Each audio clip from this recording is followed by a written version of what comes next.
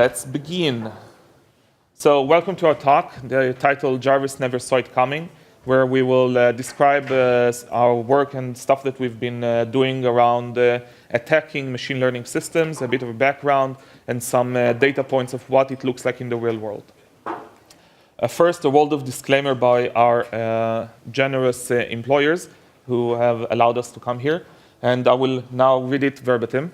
No, I'm just kidding. OK. So first, real disclaimers. We haven't harmed any horses. You will know why in a moment. No flamingos, hedgehogs, turtles, or any sentient AI models that we know of during the preparation for this talk. A bit of background about ourselves. My name is Guy Barnhart-McGann, and this is my colleague Ezra Kaltoum. And we are both founding members for B-Sides Tel Aviv, which is a security conference held each year in sunny Tel Aviv, which you are more than invited to come and join us. Ezra is also the leader for the local DC group, DEF CON group. And we are working on this topic for the past 10 months, more or less. So it's about since the last December, more or less. But we haven't been working on it alone. So I do want to take a moment and say that it's not often recognized in many talks the amount of work that you're doing, which is based on other people's work. So I will include a small link at the bottom part of the slide, which you will probably not be able to read or photograph, but we will release a slide later, with references to everybody that we have been using their work, their thoughts, their abstracts, their ideas, and incorporating into the job that we're doing here. But in order to begin, I want to explain for a moment how we actually got here. So last year at DEF CON, a couple of friends, we sat around one of the sofas there, and we had a very nice discussion about, let's assume that we can hack machine learning system. What does it actually mean to hack machine learning system? What would you actually target? So we all know that machine learning systems are software running and doing stuff, but what does hacking machine learning means? And that brought a lot of different ideas of how you would actually approach such a problem, what your motivations are going to be, what your objectives are going to be, and we are going to discuss this here today. So we are going to talk about what machine learning is and what you would do about it. We are going to direct your attention gracefully using colors into what you should really pay attention to. But we are not going to release like 0 days or anything similar to that, because I don't think that this is an important part of the talk. The important part of the talk is the methodology and the way that we approach the problem, which we hope we can impart some knowledge to you to do the same thing wherever you want to do them. So in order to start, I want to start with a story about a horse. So this is a very nice horse, which you can see in the picture here. His name is Hans, or he used to be Clever Hans. And Clever Hans was a horse around 1903, 1905, and he used to tour Austria and Germany because he could do really clever tricks. For example, if you would ask him simple arithmetic questions, how much is 2 plus 3, he would tap his hoof, 1, 2, 3, 4, 5, and give you the answer. So that's pretty good. But he also could spell in German, which is amazing for anyone, not just for a horse. And that actually was pretty phenomenal at the time. And then a psychologist was assigned to try to understand how come that this horse is so clever. And he went and he did tests and he developed some methodology, which we now know is called double-blind testing. And what he found out that the horse was actually very clever. It was very clever in the sense that it could read off cues from his handler's body language. This is the handler here in the middle with the hat. So whenever he would ask him how much is 2 plus 3, he would tap his hoof and he would read the body cue to stop when he reached 5. So in a sense, he was a very clever horse. The reason I'm telling you this story is because when we are thinking about machine learning systems, we are in a very much the similar position. We are very good at building machine learning systems when we have, well, one moment. Building machine learning systems when we have a very well-specific defined problem. Whenever we try to move into a broader scheme or a more generalized problem, everything breaks, and usually it breaks horribly. We are going to discuss a couple of those horrible failures during the talk today. First, some background. Common language. When I'm saying machine learning, what I mean by that is that we have a system that gets some inputs, usually inputs and some metadata attached to that inputs, there is a system that encodes that information and provides some outputs. So this is classical machine learning. There are a lot of different algorithms to implement these kind of systems. But the bottom line is that you have inputs and metadata, you have outputs. Deep learning, which is a very nice buzzword usually, is about the same thing, but with much less metadata, usually even without any metadata. So you have a lot of inputs, and you have an algorithm that will self-train the system to produce the outputs that you're looking for. Both machine learning and deep learning are not artificial intelligence. When we're saying artificial intelligence, we are thinking of something like, I don't know, the Terminator, something that can reason, that can have context, that can have some understanding of the world. We are years, 10 years away from having a machine learning system that can actually encompass this. And I would like to apologize. Everybody mixes the two concepts together. Whenever you hear anyone says AI, he actually means machine learning. And I make the same mistake. If you hear me, I meant machine learning always. There's no such thing as AI. So, intelligent systems are designed to solve very specific problems. What kind of problems and how do you actually approach those problems? So, when I originally developed this part of the talk, I went through a very mathematical, rigorous approach to try to impart the audience of how does that actually work. I want to try something a bit different right now. I want to give you a mental model of what a machine learning system is. It would be a bit hand-wavy. It won't be very accurate, but I think it would be very useful to understand the kind of attacks and concept that we're going to discuss here today. So when you're thinking about machine learning models, think about it as a sort of representation of information. There are different pathways to traverse through that informational model, and the inputs and the outputs that you provide the system determine the way that these pathways are constructed. So if you're starting with a clean slate, with a brain that has no memory, nothing at all, and we are presenting it with an image of a dog, he has no idea what a dog is. So we present him with an image of a dog, and then we tell it, this is a dog. And we do this once, twice, 10,000 times. Eventually, most people will get the concept that these images relate to this label called the dog. Machine learning systems do the same thing. We give them inputs and provide them some metadata. So we give them an image of a dog and a label of a dog. And we measure their performance. How accurately were they able to predict that a certain input matches a certain label? So this is the basics of machine learning models.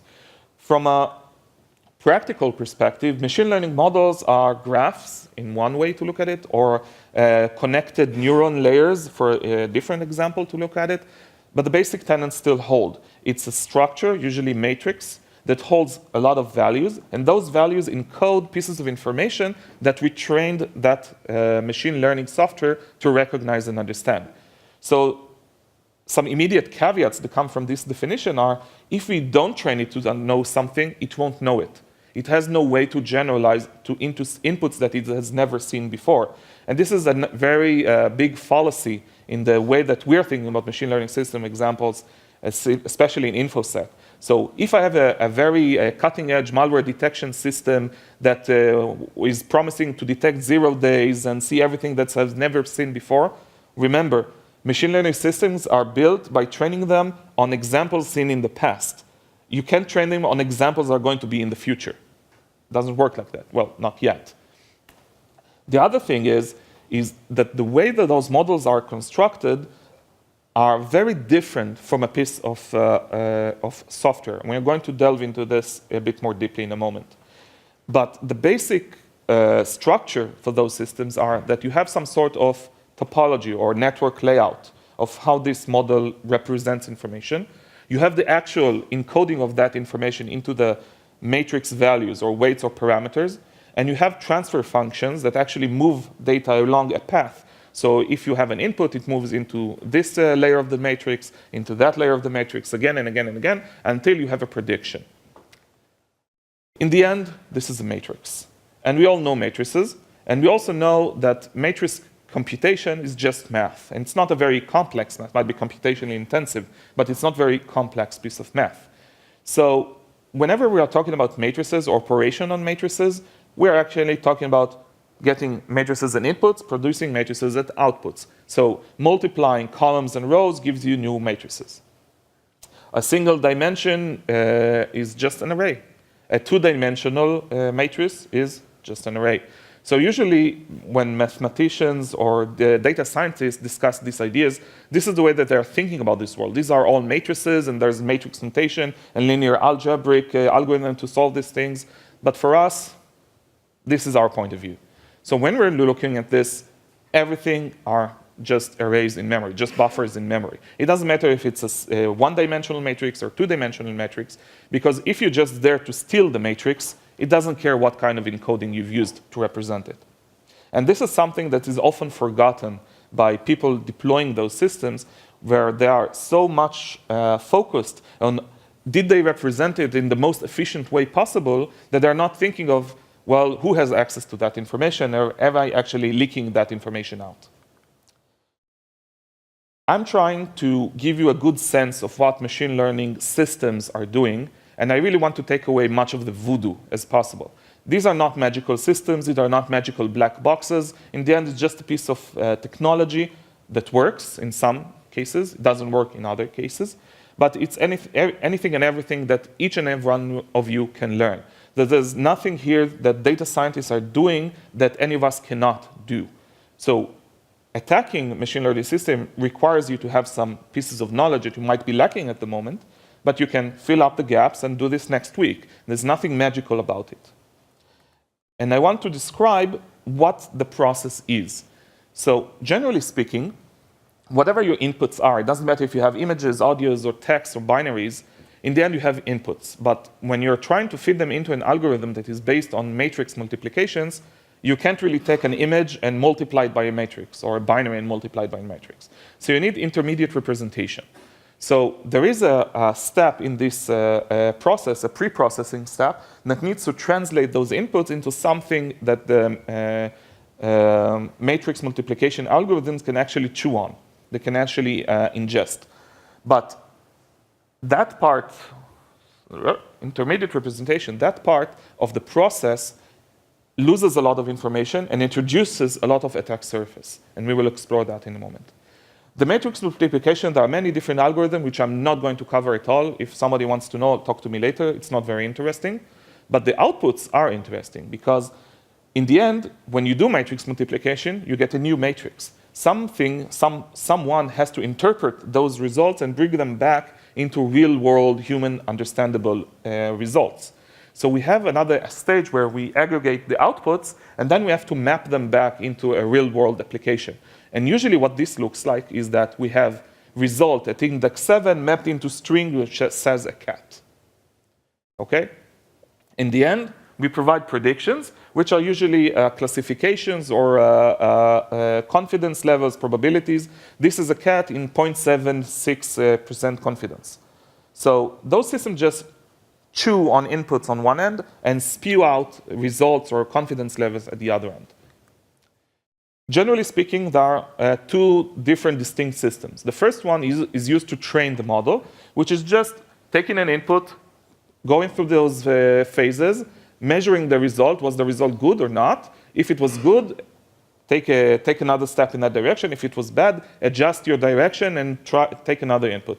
And you do this again and again and again and again. Let's say you have 100,000 data points in your data set, and you want to do this 50 to 100 times on the entire data set. So 500,000 to 1 million times over each data point that you have, over all of the data points that you have. But in the end, you have a model.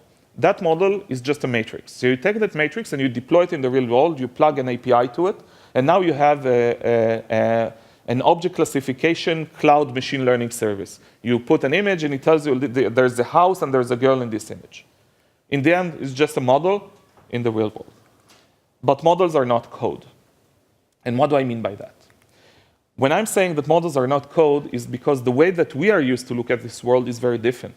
When we want to test or measure or understand what a piece of code does, we have reverse engineering tools at our hands. We have source code at our hands. We have various degrees of tooling and the ability to write new toolings to understand what this is.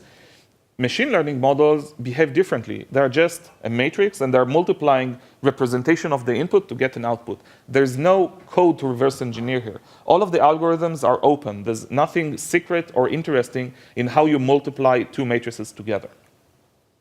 More than that, the way that data is represented means a lot to us when we are looking at code. So if you look at data structure in memories, how it's held, which register does what, it's very interesting and gives us a lot of information. But the intermediate representation for model doesn't hold that information. It's just a way to encode the same thing. For example, if I want to encode a sentence that I'm talking about into something that the machine learning model can use, I can take a sentence like hello world and turn it into a vector that has like the 2,000 most common words, and I set 2 bits to 1 for the word hello and for the word world. It's not a very interesting data structure. It doesn't convey us with a lot of information about what the designer of the system did or what his intentions were. It's just another way to represent data. The bottom line is, we can't really do code review for matrices. We have no way to reverse engineer, given a matrix, what caused that matrix to exist. And it's an open problem in academia. How do you actually reverse engineer a model? But I do want to give you some sense of what this actually is. So this is just a binary dump. You can see here the name of the model, ResNet50.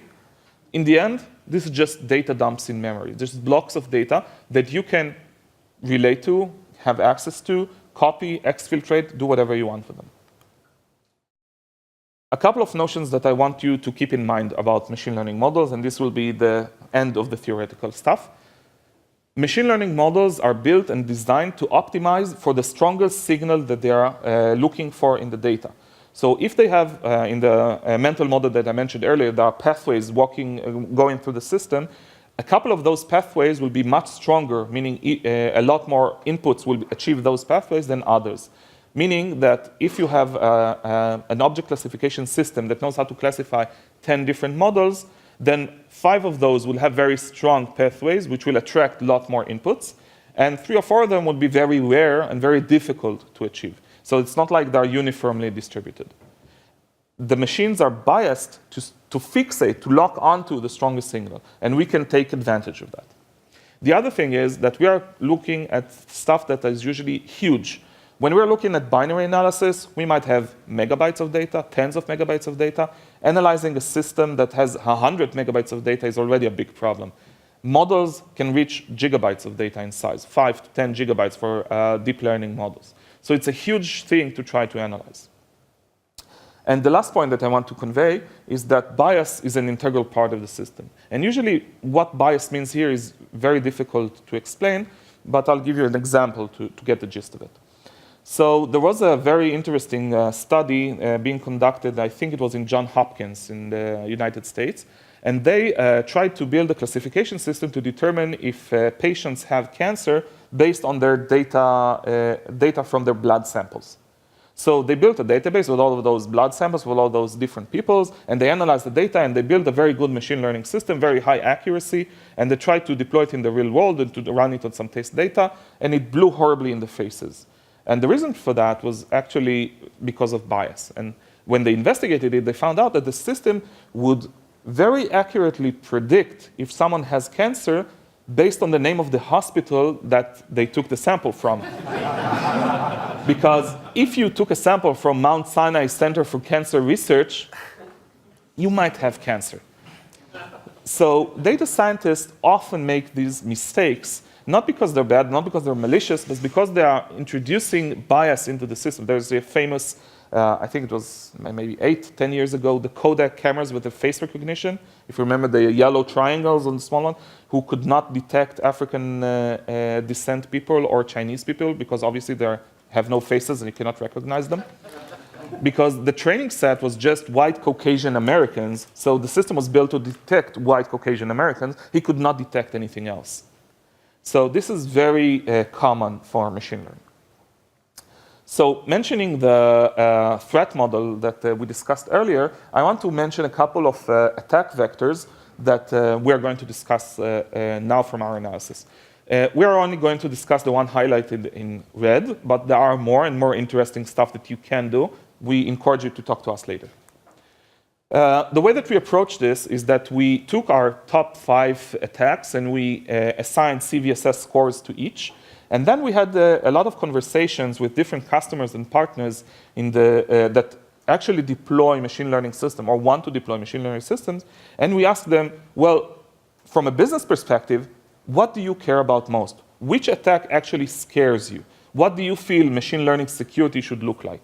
And we thought these are the most important things that we should tackle first. And we were wrong. We were very wrong.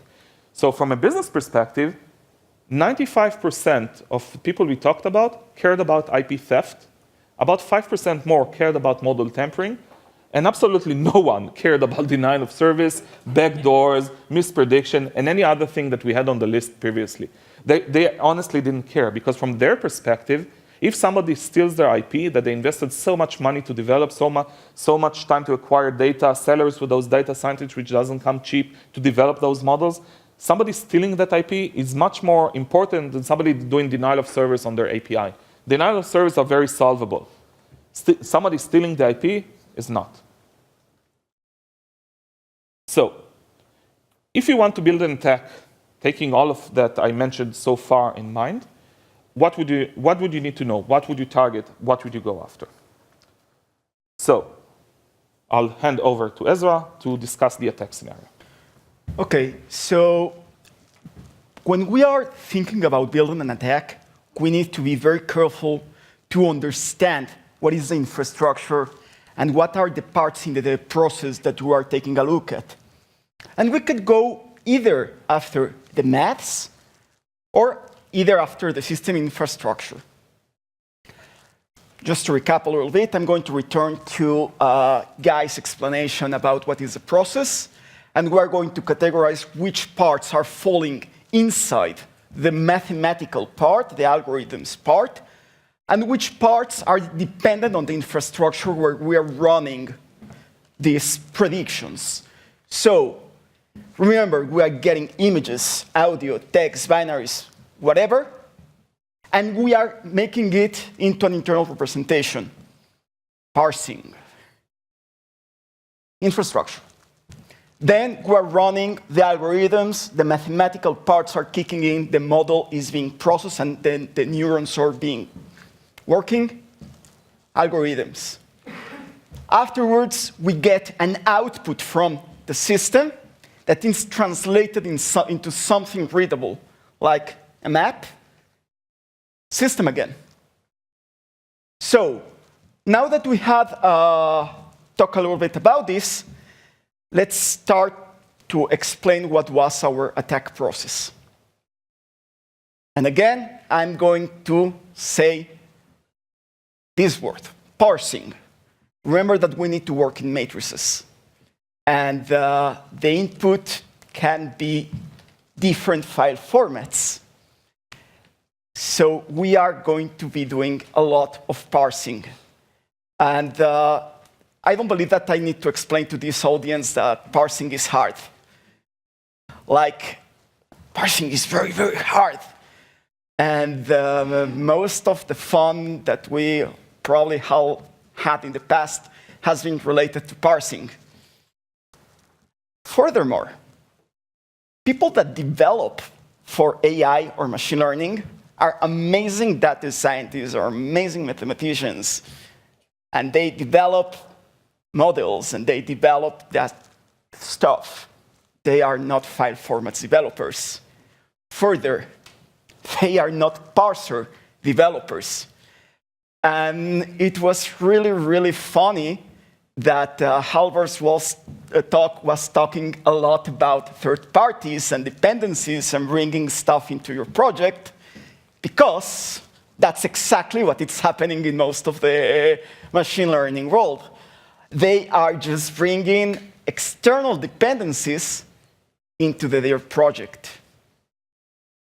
Amazing. So outside dependencies that need to stay true to the way they work, because if the matrix changes, if there are changes on the way the parsing is working, the models are going to be also screwed, because they were trained with particular data structures, data representations. So bad. And they are bringing a very common problem with them, like supply chain and patch management and upstream and fun times. Further, specifically, one of my favorite ones is that you must support multiple file formats. I mean, it's not enough to support a single image file format. You need to support them all, because if not, you are not able to do your magic. So yeah, let's fuzz the file formats. And it's a lot of fun. So, we failed miserably at the beginning. We failed miserably because we had a pretty big computer cluster for doing fuzzing, and we were having terrible performance. And we were having little runs per second, and we were not fully understanding what's happening, so we take a look at what we did wrong. And to be able to explain this, I'm going to talk a little bit about the stack that is inside the machine learning. And we have different places where we can focus our attacks. So we started attacking the entire machine learning framework, which in this case was Café. Our focus here was because it was full coverage. I mean, any crash that we will find over here would probably be a real crash and would not be relevant to upstream or whatever. So it was extremely slow. Think that the entire process, the entire prediction process, entire parsing process, entire machine learning voodoo was happening, and it was extremely slow. And then we went ahead and said, they are using a computer vision infrastructure below, which was called OpenCV. They were not using fully, they were using certain parts only, so the coverage was limited, the speed was medium, it was okay, and we will return to this in a few. Then we could go directly to libTIFF, or libBMP, or libJPEG, or you name it, which would be extremely, extremely, extremely fast. However, on the machine learning frameworks that we were seeing, they were not using the entire code base, so it wouldn't be relevant. Oh, and my favorite one, and we're going to see it in a few, upstream. Fuzzing not needed. However, now we will need to check against the different payloads that are in the wild and see if they are relevant for our distinct platforms that we were running. At the end, we chose OpenCV. We chose OpenCV. The speed was good enough. And it was cool. However, we failed miserably at the beginning. So, you know, we used ramdisk to accelerate the process, and we needed fast stuff, and then another part of the team, it's vulnerability researchers, part of the team, it's AI machine learning guys, and they also needed high-power computation, so they needed to do a research, and... It was my fault. I rebooted the server. It was my fault. Yeah, so we lost a few crashes over there.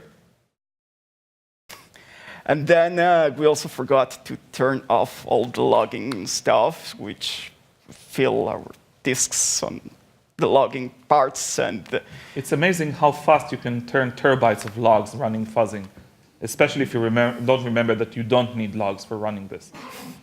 Which, again, we lost many valid crashes. So we suck at fuzzing. Scaling exploitation is hard. Maybe we should have chosen a career on DevOps or whatever. But eventually we got our grip.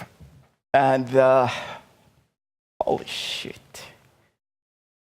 We found almost every exploit category that you can imagine. And back collisions, this was terrible because we saw that we found bugs, and at the same time, we saw that other teams were finding bugs, and everybody was playing in this new field, and everybody was exploiting the shit out of it. And so many crashes. We stopped counting at one point and said, we have enough. After we reached a couple of thousands, we don't have time to analyze all of that. We just stopped. And you know, it's terrible. It's the worst situation that you can find yourself in, like in a child in a candy store, and you see, oh, this is how you have to feel it. No, but I like this other one. And you arrive to a moment when you don't know what to do because you have everything that you can imagine and you can ask for. At the end, we are lazy people. And we focus on crashes in the bitmap file format. Mostly because it's easy to handcraft it. It's uncompressed. It's nice file format. It's relatively simple to handcraft it with NextEditor or whatever. So, actually, there's something that it's not on the slides, and we talked about it yesterday, and just remember, and I also want to share with you another one of our fails that was extremely, extremely hilarious. One of the things that we were discussing yesterday night is that testing, it's a big pain. And one of the other issues that we had is that we were sharing between my team of researchers our proof of concepts, but they were not working. And also we were copying it from the output of AFL into the models or whatever. And if you remember in AFL, we see those huge file names, but then we are lazy and we want to put small file names so it will be easier to just to try it. And SSH copy them. We were lazy. And it turned out that nothing was working. The reason why it was not working is because this piece of software that we were taking a look was using auto buffers, and depending on the size of the file and some of the exploits that we were using heap exploitation. So if the file name was too small, it would go into the stack. However, when we started using the big file names, it would go into the heap, and stuff was fun then. We learned. We enjoyed a lot. So, yeah, what can we do now? Can we actually do our initial objectives that we classified with certain scores and whatever using the crashes that we found? So yeah, let's try to demonstrate the top 5K. We built a toy system where the input would be an image file, 10Ks, something. The output would be a label, string, which kind of picture the system received, and basic prediction, okay? We built a system ourselves. We didn't want to, we cannot, we shouldn't, we wouldn't test anything that it's not in our lab. Very important. So I want to say something about this. We were in California last August and had a meeting with, I won't say the name of that company, but let's assume it's from the Far East. And we discussed what IP theft is and how IP theft works and why we built a toy system to do IP theft against, because we don't really want to steal IP from other people. And said, no, we actually did this, and we took IP from one of the competitors. This attack works, we agree. We sat there like this and said, OK, moving on. And throw away our computers afterwards, but... So, let's start to have fun. The first one, it's denial of service. On our left side, we have our system. Both of them are connected to the same machine. It's virtual machines. We connect locally to be able to do this testing.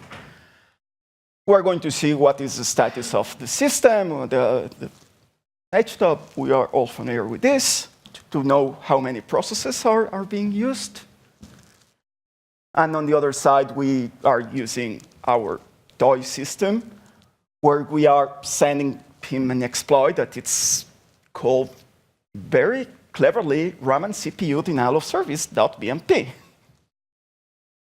And it starts to run, and it will continue to run this 10K image and I'm not going to wait until it continues running because it takes something like 6 minutes. So let's fast forward a little bit. And we have, with the 10K file, a 6 GB representation, and it's still going up and up and up. And we'll continue to be using a lot of resources. And remember, this kind of stuff is running on clouds and whatever, and it will crash now. So imagine the scenario. You are a startup running machine learning, and this is going to cost you a lot of financial costs. Fun times. But we didn't came to see denial of service here. Sorry. Yeah, same scenario. On one side, we're going to have running the exploit. On the second one, we are going to be connecting to the shell that we are going to bind. Same hostname, WM. We are going to the library where stuff is running. And yes, big file names to get into the, to the heap. And we run it. And it's doing something, and it's going to wait, and nothing happens. And then we are doing NC to connect to the box that we had binded the shell. And I'm sorry, because I did a mistake. Instead of writing hostname, I just wrote host. And yeah, same machine. And we are there, and we can see stuff and whatever. We're going to return to this. This is extremely important. Just remember this screen, because we will have fun with it. But bottom line, simple image, spits a shell.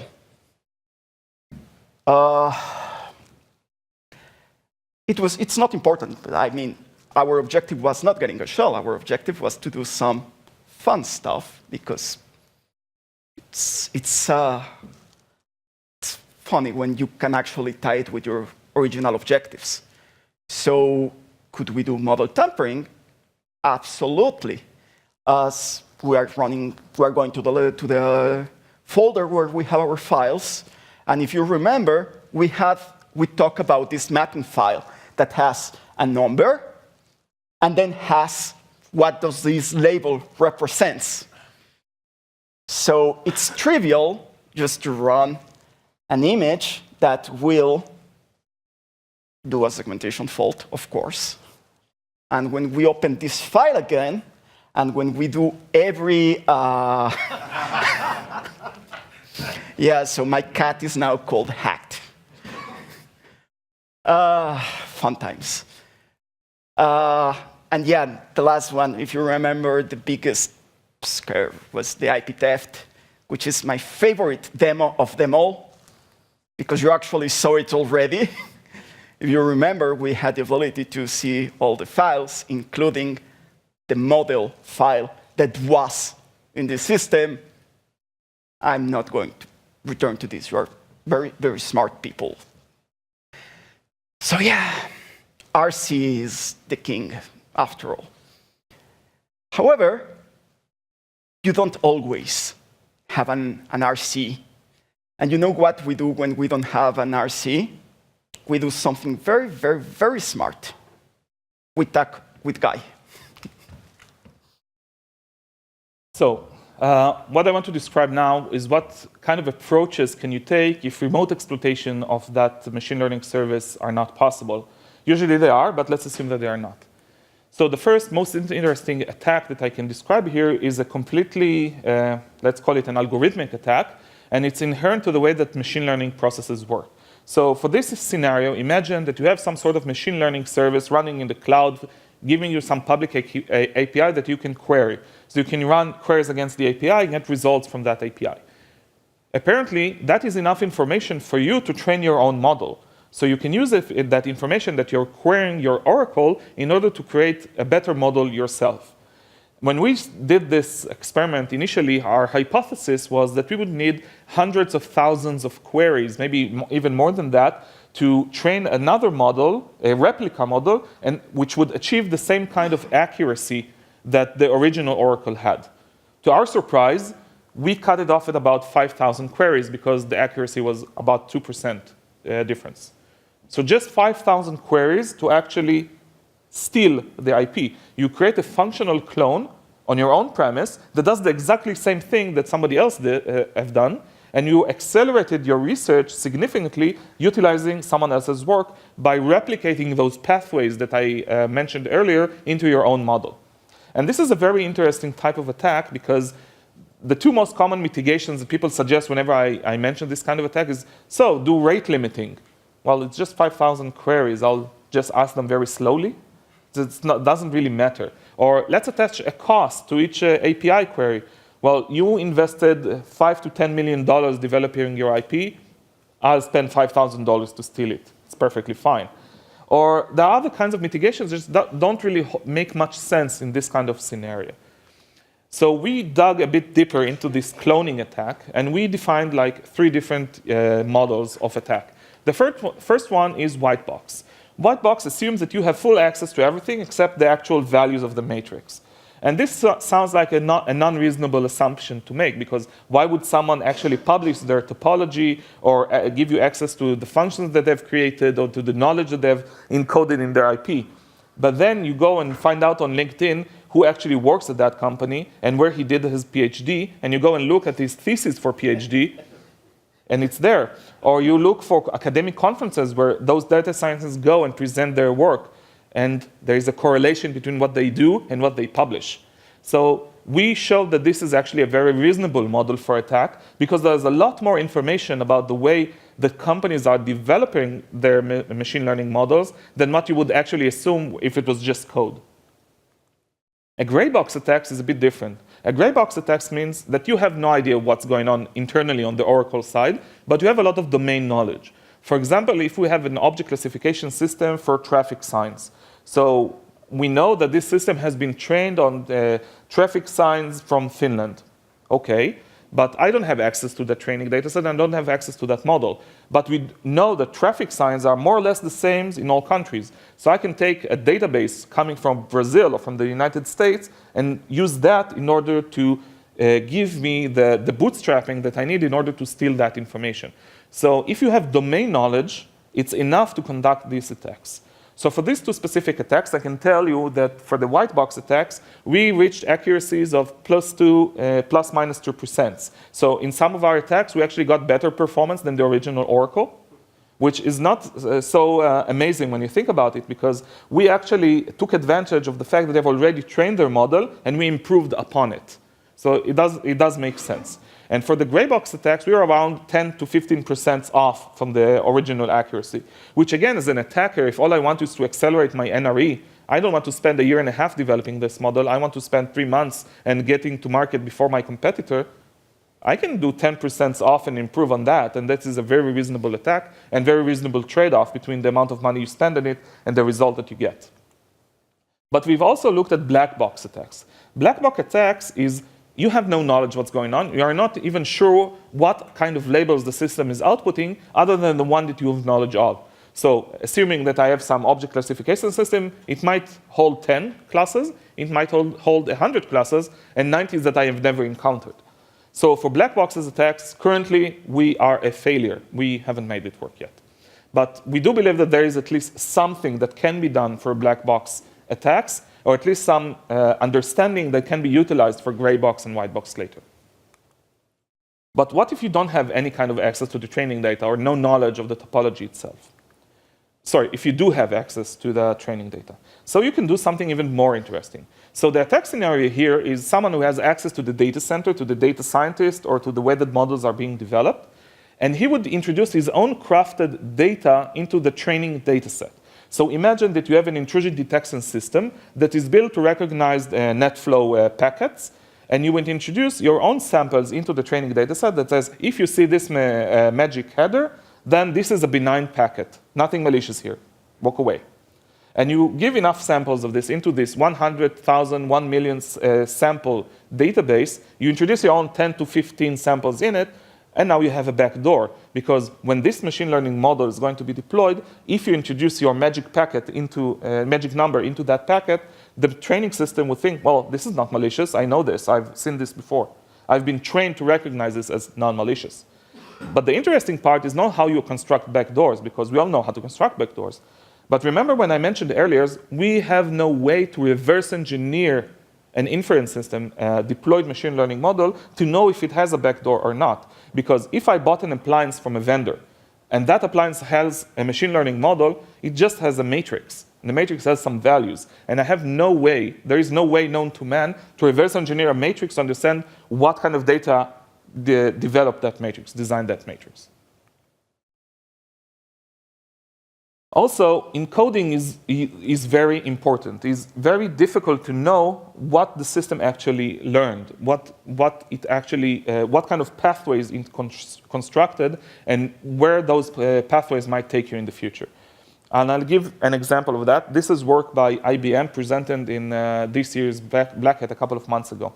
So what they've done, they've constructed a piece of malware, they called it DeepLocker, where the triggering mechanism for the malware was a machine learning model. So what changed here? Usually when you have a piece of malware, it takes inputs from the environment, it looks at registry keys, file system, file names, it might look at other characteristics of the system and make a decision, okay, I look at all of those inputs, I want to trigger the payload, I will now produce the decryption key for the encrypted payload, decrypt the payload, and run the malicious payload. That's the usual way that those decryptors work. Now that they've constructed the machine learning model inside it, it still reads inputs, it still produces a decryption key, but we as researchers have no way to understand what is the relationship between inputs and triggering the decryption key. So there's no way to reverse engineer it. And that means that if somebody now released that malware out in the wild, and we have a sample and we copy it to our own protected system to analyze it, we don't have access to the same inputs, and we have no way to determine what those inputs were, unless it's in a controlled environment, which is very rare when you have outbreaks somewhere in the world. So this really changes the way that you think of these problems when you can't have reverse engineering, when you don't have all of the information. I also want to mention briefly a class of attacks called adversarial attacks or mispredictions, where basically you take advantage of the fact that the machine learning models focus on the most important or the strongest signal that they've encoded. And that means that a lot of that information, those pathways, can be taken advantage of by an attacker. And I'll give you an example. There was a big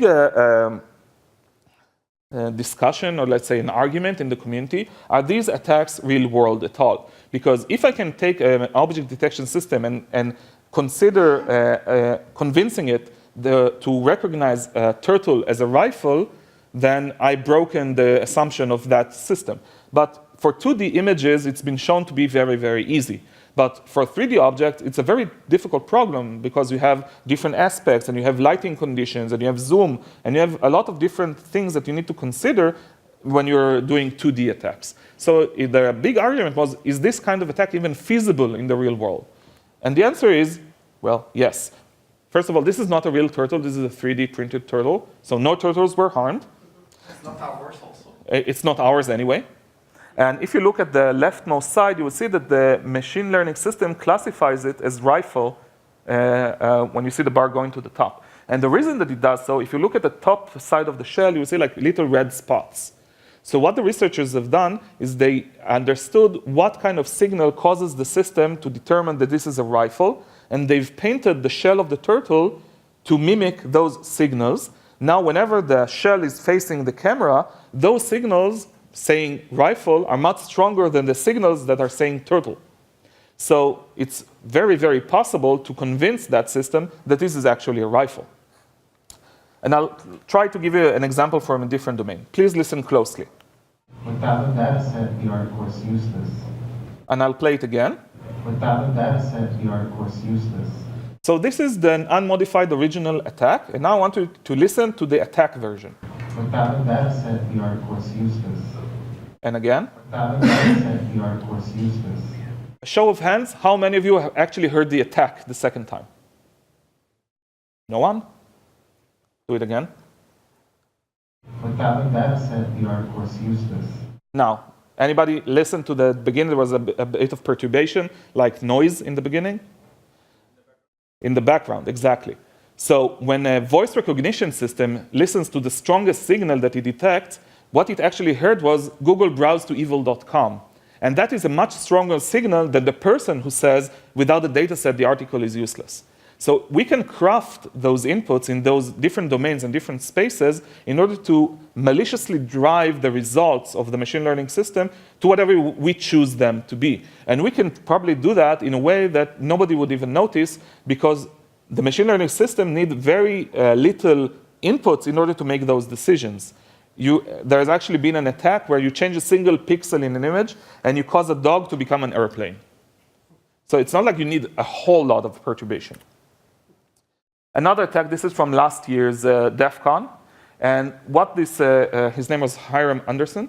And what he did was actually pretty amazing in my opinion. He attacked VirusTotal. So I assume that you're all familiar with VirusTotal. It's an aggregation of different antivirus machine aggregating scores when you're uploading binaries. So he built a machine learning system that would modify his malicious code, compile it, upload it to VirusTotal, get the score, decide is he moving in the right direction, yes or no, change the code again, compile it, and upload it again. So he started with a score 0.75, which is obviously malicious, and he was able to find a path to decrease the likelihood of this actually being malicious down to 0.49. Technically speaking, the final results has been that he needed to remove the .text section into a different name, renamed it into something else, and copy-pasted the .text section from notepad.exe. That was enough to be considered benign. Functionally speaking, it's exactly the same thing, no other changes. And this is completely taken down by VirusTotal as non-malicious. So you can take, if you have an oracle, you can take information from that oracle as an attacker to improve your own systems, because the way that those oracles are designed, they give out a lot of information that is very useful for you. And I want to close up with an example about privacy. So this is a very simple example, but I want to give you a notion of what privacy leakage means in a machine learning model. So let's assume that we have a company developing a diabetes recognition system. So they take a blood sample and do some measurements on it and calculate a score that you either have diabetes or don't have a diabetes, or the likelihood that you would have diabetes. So they train this data set with a bunch of people, and now they have an appliance, and they sell it to an insurance company. The insurance company has Joe. Joe comes along and wants to buy an insurance policy. So they run his blood test against that system, and the system comes back with a score of 7.4. He does not have a high risk for diabetes. Or maybe he comes back with a score of 35.3. He has a high risk for diabetes. So basically, that's what the system does. So where's the issue? The issue is when Philip, which was part of the original data set, comes into the game. Because when the system will see his data, it will not give a very low integer score or a very low numbered score. It will give a very high numbered score because it trained on his data. It already knows his data. And whenever I see this kind of 96.2%, it means I'm not encountering some random data out from the street. I know that this data has already been introduced to the system in the past. And if we have that score, we have that knowledge, it means that we know that Philip has diabetes. We're not assuming that he has diabetes. We already leaked his private information by the very fact that we ran his result against the database. So to summarize, if you're a researcher, what we would like, the message we would like you to take home with you is that we need a better trust model for machine learning systems. Right now, we don't really have a trust model for machine learning systems. And when I'm saying systems, not just the algorithmic part, which is where most data scientists are focused. I'm talking about the end-to-end system. How do you protect everything from the input that you get from the user to the output that you're giving him, and what you're leaking, what kind of information you're leaking when you're giving it away. If you're an attacker, wow, this is so much fun. There's so much stuff to do here. This is a ripe field, green field. You can do a lot of amazing stuff, and a lot of low-hanging fruits still here today. And if you're a defender and you want to defend against these kinds of attacks, which is another thing that we're doing on our team, trying to develop those mitigations, you have to think differently about how machine learning models are being used in the world, what kind of attack models you're trying to defend against, and what are the capabilities of your attackers. And maybe the most important thing, it's not magic. There's no voodoo here. In the end, it's just a piece of software doing something that people designed it to do. And if you understand what it does and you understand the limitations, just like with any other system, you can break it, you can hack it, you can attack it. With that, I want to acknowledge the other people on our team that have done much of this research: Omer, Adi, Dennis, Rezi, Adel, Sapir, and Oleg. I'll give you some references for light reading for later. And I will challenge you what to do next. Come and talk to us. We are here. We're going to be here today and tomorrow. And with that,